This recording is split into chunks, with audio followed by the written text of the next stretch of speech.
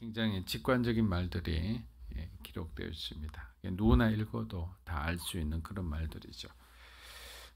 잠언서 3장부터 3장 1절부터 지금 26절까지는 지혜를 통한 하나님과의 수직적 관계의 중요성과 그 유익을 우리가 살펴보았다면, 이제 27절부터는 인간과 인간 사이의 그 수평적 관계의 중요성에 대해서 지금 말씀하고 있습니다.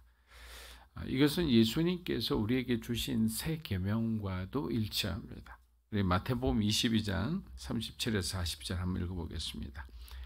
예수께서 이르시되 내 마음을 다하고 목숨을 다하고 뜻을 다하여 주 너의 하나님을 사랑하라 하셨으니 이것이 크고 첫째 되는 계명이요 둘째도 그와 같으니 내 이웃을 내 자신같이 사랑하라 하셨으니 이 두 계명이 온 율법과 선지자의 강령이니라. 자, 마음을 다하고 목숨을 다하고 뜻을 다하여 하나님을 사랑한다는 것은 우리가 앞에서 배웠듯이 하나님과의 수직적인 관계를 잘 유지하고 그것을 소중히 여겨라. 왜?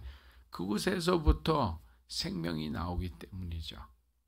근데 우리는 수직적 관계를 이렇게 소홀히 할 때가 많아요. 많은 그리스도인들은 하나님을 사랑한다 하지만 자신보다 사랑하지 않을 때가 있습니다. 내가 하고 싶은 것을 하나님이 방해라도 한다면 화가 나죠. 그럼 결국 하나님 앞에 온갖 종류의 협박을 당합니다. 그런데 우리가 잊어서는 안 될 사실은 지금 이 예수님께서 하신 말씀은 우리에게 권면하는 거나 부탁하는 것이 아니라는 사실이에요. 계명입니다. 명령이죠. 반드시 지켜야만 되는 거예요.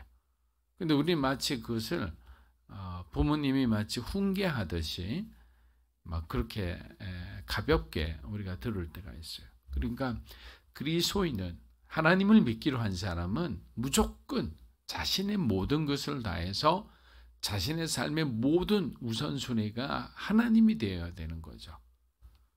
그리고 하나님의 그 사랑과 하나님의 그 은혜를 입은 자는 반드시 이웃을 향하여 사랑을 베풀고 또 그들에게 복음을 전하고 그들에게 선을 행할 수 있어야 되는 거예요. 그게 바로 가장 중요한 주님이 우리에게 주신 계명이다. 그러니까 구약의 모든 율법이 수없이 많은 612가지나 되는 율법이 있지만 중요한 것은 뭐냐? 이 두 가지 율법으로 함축될 수 있다라는 거예요. 왜? 하나님 사랑과 이웃 사랑을 통해서 이웃 사랑을 충분히 할 수 있는 사람은 그 612가지 율법을 소중히 여기고 지키려고 노력하기 때문이죠. 하나님을 사랑한다는 것은 결국 나의 모든 것을 주님께 드림으로 우리 삶이 주님을 사랑하는 그 삶의 모습으로 변해간다. 두 번째, 이웃 사랑에 대해 말씀하셨는데 이것은 그리스도인들이 실천해야 할 공동체적 마인드예요. 자, 하나님께서 우리에게 공동체를 딱 두 가지를 주셨는데 첫째는 가정이고 둘째는 교회라고 그랬어요. 자, 그곳에서 우리는 공동체성을 우리 안에 기르게 되는 거예요. 왜? 혼자 살 때 내 마음대로 할 수 있어요. 그러나 누군가 한 사람만 있기만 해도 그 사람과 우리가 서로가 대화하고 서로가 서로를 존중하면서 같이 사는 것을 배워야 되는 거예요. 하나님은 아담이 홀로 있는 것을 보기에 좋지 않다고 하셨어요. 그래서 그의 돕는 배필인 하와를 아담에게로 이끌어 주셨죠. 그래서 남녀의 차이가 있는 것이 아니라 각자 독립된 존재로서 서로가 존중하고 존경하고 사랑하게 그렇게 하고 섬기게 만들어 주셨어요. 그런데 이러한 사랑의 마음이 죄로 인해 얼룩지기 시작했어요. 죄로 인해 모든 관계가 파괴됐어요. 하나님과의 관계도 파괴되었고 이제 단절된 거죠. 그런데 이제는 부부관계, 이웃관계, 자녀관계 이 모든 것이 죄로 인해서 왜곡되고 일그러지기 시작했습니다. 이것은 왜 그렇느냐? 사실 여러분들도 곰곰이 생각해 보십시오. 어디서 시작됐냐면 자기 사랑에서 시작된 거죠. 또 하나는 내 안에 있는 죄성이에요. 욕망 때문에. 그것 때문에 모든 것이 어그러지고 그리고 관계가 소원해지고 끊어지고 하는 거예요. 결국 죄 때문이죠. 결국 자기 자신 때문에. 그게 왜 그렇냐? 과거에는 그렇지 않았잖아요. 에덴이 온전할 때는 하와와 아담은 정말 서로가 존중하고 하나님이 주신 그 사랑, 이는 내 뼈, 그 뼈 사랑 고백처럼 그렇게 하와를 사랑하고 그렇게 했죠. 예수님은 차별이 아니라 공동체가 돌아가는데 이 차이에 대한 서로가 차이가 있는 데 대해서는 예수님도 인정하셨죠. 왜? 왕이 있으면 뭐 왕 한 사람만 있어야지 왕이 뭐 수십 명 있을 필요는 없잖아요. 근데 우리는 그 역할의 차이를 차별로 생각하고 오해하고 원망하고 스스로 열등감에 빠지게 됩니다. 네. 누구나 다 이렇게 모든 것을 다 하고 싶어 하더라도 그것을 할 수가 없어요. 왜? 그 공동체가 이루어지기 위해서는 각자 은사에 따라서 하나님의 부르심에 따라서 자기가 있어야 할 곳에 있으면 되는 거예요. 하나님은 그 있어야 할 곳에 있는 그것을 예배로 보고 그것을 순종으로 보고 그 사람을 축복하는 거죠. 근데 세상의 관점은 어떻게 되느냐? 눈에 띄는 사람, 주목하는 사람, 좀 더 영향력이 있는 사람을 위대하게 보고 그렇게 되고 싶어 하기 때문에 하나님께서 있으라는 그 자리가 부끄러워지는 거예요. 그러니까 그 자리를 탈출을 하고 싶은 거예요. 그러니까 우리 안에 있는 막 욕망이 끌어오르니까 다른 사람을 짓밟고 올라가지 않으면 안 되니까 다른 사람, 특히 이웃에게 해를 가하게 되는 거예요. 이웃을 모함하게 되는 거예요. 이웃을 짓밟게 되는 거예요. 그것이 크게 되면 전쟁이 되는 거예요. 이런 게 다 결국에는 하나님을 이해하지 못해서 그래요. 우리의 부르심을 우리가 정확하게 알지 못해서 이런 거죠. 여러분들도 지금 어떠한 형편에 있든 어떠한 자리에 있든 하나님 앞에 그곳에서 정말 거룩한 예배자로서 주님을 예배하고 주님께 감사하시기를 주의 이름으로 축복합니다. 그렇게 할 때 하나님은 그 자리에서 그 다음 우리가 자꾸 성장하고 깊어지도록 인도해 주시는 거예요. 그래서 바울이 말한, 늘 말씀드리지만 바울이 자족하는 믿음이라는 것은 그게 굉장히 쉽지가 않잖아요. 왜? 하나님을 아는 만큼 우리가 자족하는 믿음을 가질 수 있기 때문에 어떠한 형편에 있든 하나님이 자신을 대하는 그 모습에 대해서 항상 감사할 수 있는 것, 만족할 수 있는 것, 순종할 수 있는 것은 대단한 믿음이다 할 수 있는 거예요. 그래서 결국에는 성경이 수직적 사랑과 수평적 사랑을 강조하는 이유를 잊어버린 채 인간은 계속 죄를 지으면서 창조시대부터 예수님 오시기 직전까지 그 어둠의 시대, 계시가 없는 그 어둠의 그 400년을 보내고 결국 세례 요한을 통해서 예수님이 오심을 알리게 되었던 겁니다. 잠언서 3장 27에서 28절입니다. 내가 선을 행할 수 있는 능력이 있으면 도움이 필요한 사람에게 기꺼이 선을 베풀어라. 가진 것이 있을 때 네 이웃에게 갔다가 다시 오게나 내일 주겠네라고 말하지 말라. 여러분, 예수님께서 직접 비유로 설명하신 이 청지기에 대한 얘기를 들어보셨을 겁니다. 27절, 28절은 청지기의 사명으로 해석하면 이해하기가 쉬우실 겁니다. 혹시 여러분들도 하나님께 받은 어떤 재능과 어떤 건강과 물질과 능력, 이것이 여러분의 것이라고 생각한 적이 있습니까? 만일 지금까지 이루었던 그 모든 성과와 업적이 내 것이라 이렇게 생각한다고 생각하는 사람은 단돈 100원도 이웃에게 줄 수 없는 사람이 되죠. 왜? 내 것이니까. 아까운 거죠. 그러나 하나님이 이 모든 것을 주셨다고 생각하는 은혜 받은 사람은 어떻게 생각하는가? 나눌 수 있는 사람이 되는 거예요. 베풀 수 있는 사람이 되는 거예요. 세울 수 있는 사람이 되는 거예요. 27절에서 선을 행할 수 있는 능력이 있으면이라고 했죠. 이 말은 뭐냐? 우리 모두는 선을 행할 수 있는 능력이 있어요.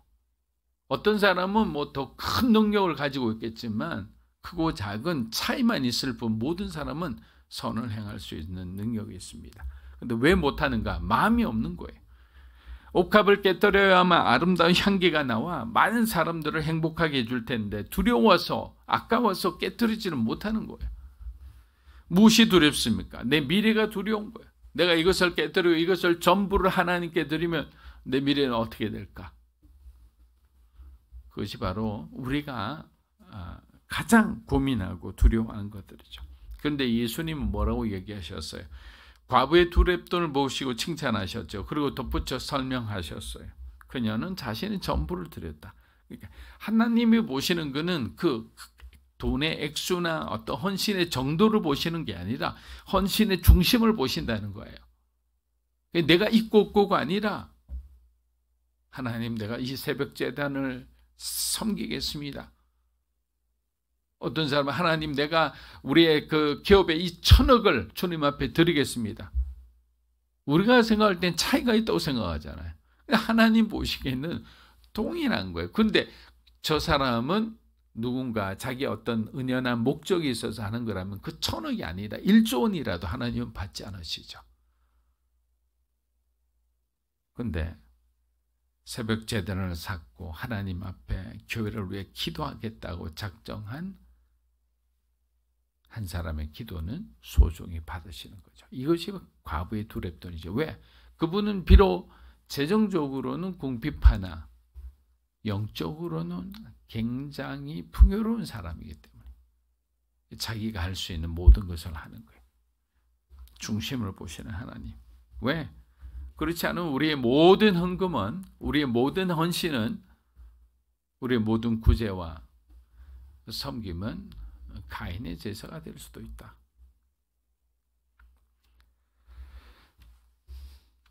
선한 사마리아인은 어려움을 함께하고 도와준 사람입니다. 그런데 그리스도인들은 너무 말만 남발할 때가 있죠. 목회자도 마찬가지예요. 그래서 오늘 잠언 말씀은 우리에게 시사하는 바가 크다라고 생각합니다. 잠언서 3장 31에서 32절입니다. 폭력을 휘두르는 사람을 부러워하지 말고 그의 어떠한 행동도 본받지 마라. 여호와께서는 악한 사람을 미워하시고 정직한 사람을 믿고 그와 함께 있기를 기뻐하신다. 남자들은 보면, 여자들은 어떨지 모르겠지만 중고등학교 시절에 소위 힘 좀 쏜다는 그런 일진들을 부러워할 때가 있어요. 왜? 뭐 그들의 어두운 삶을 부러워한다기보다는 힘이 있으니까 그 사람하고 친해지고 싶은 거예요. 왜? 보호받을 수 있으니까. 그래서 뭐 학창 시절에 어떤 친구라는 그런 어떤 영화나 뭐 이런 영화를 보면 안타깝기도 하지만 또 자신이 고등학생이라면 나도 저런 사람들하고 이 동저서는 내가 학창 시절 어렵다 이런 생각을 하니까 그때부터 이제 은연중에 힘의 논리를 배우죠. 그런데 중요한 것은 뭐냐? 하나님은 폭력을 너무너무 싫어한다는 사실이에요. 그 어떠한 폭력도 하나님은 용납하지 않으세요. 특히 힘이 있는 사람이 연약한 사람을 향해서 휘두르는 폭력은 그냥 굉장한 중죄입니다. 동시에 힘이 있는 사람, 약한 사람들의 그 모든 것을 빼앗는 그런 어떤 행위, 성경에 다 나와 있잖아요. 그런 사람을 괴롭히고 해를 입히는 그 모든 것은 하나님이 미워하는 거다. 이 미워한다는 것은 굉장히 중요한 어떤 단어가 하나 들어가 있어요. 심판이라는 단어가 들어가 있어요. 하나님이 미워한다는 것은 하나님이 심판하시겠다는 거예요. 그래서 우리는 항상 우리가 선줄로 알면 넘어질까 두려워하고 우리가 정말 거룩한 주님의 우리에게 허락한 그 자리에 머물러 있는가를 잘 봐야 되는 거예요. 균형을 잡아야 되는 거예요. 혹시라도 막 어디에 이 성공에 취해 있지는 않은지. 말로서 상처를 줄 수 있어요. 언어 폭력도 굉장한 폭력이죠. 그래서 우리는 가정의 폭력, 또 사회적 폭력, 이 모든 폭력 안에서 피해받은 그 많은 사람들의 주변에 있는 것을 봅니다. 그러나 하나님은 당신을 본받아 오히려 정직하게 묵묵히 그 자리를 지키는 사람을 사랑하고 복 주시죠. 그래서 우리가 어제 배웠듯이 지혜자의 지혜는 우리의 영혼육과 지정의를 컨트롤하는 컨트롤 타워라 있어요. 그래서 우리에게 필요한 게 뭐냐? 하나님의 지혜가 임해야 되는 거예요. 그래서 우리가 말씀을 보고 말씀을 묵상하고 말씀을 통독하고 말씀을 듣는 것은 하나님의 지혜가 우리 가운데 임해서 우리가 어디에 서 있어야 되는지 하나님이 지정하신 그 자리를 우리가 잘 지키고 우리 안에 있는 신앙의 깊이를 더하고 그래서 우리가 주님을 더 사랑하고 또 우리에게 우리 이웃을 사랑하며 섬기며 선한 영향력, 빛과 소금이 되는 것이 하나님의 뜻이라는 것을 우리가 알게 되는 거예요. 대통령이 되고 뭐 판사가 되고 의사가 되고 이런 게 우리의 꿈이 아닌 거예요. 참된 그리스도인이 되는 것이 우리의 첫 번째 꿈이고 그 안에서 하나님께서는 각자에게 필요한 달란트를 주셔서 그 역할에 그 사명에 충실하게 우리를 만드셨다라는 거예요. 하나님을 사랑하는 자는 하나님이 만드신 공동체 안에서 책임을 다합니다. 공동체를 소중히 여기고 나보다 다른 사람, 연약한 사람을 더 나은 존재로 여기며 서로 섬기고 사랑한다고 했습니다. 이 자리에 계신 여러분들도 하나님께서 주신 지혜로 또 하나님을 사랑하고 이웃을 사랑하며 주님의 말씀에 순종하며 주님의 은혜 받은 자로서 합당한 삶을 살아가시기를 주의 이름으로 축복합니다.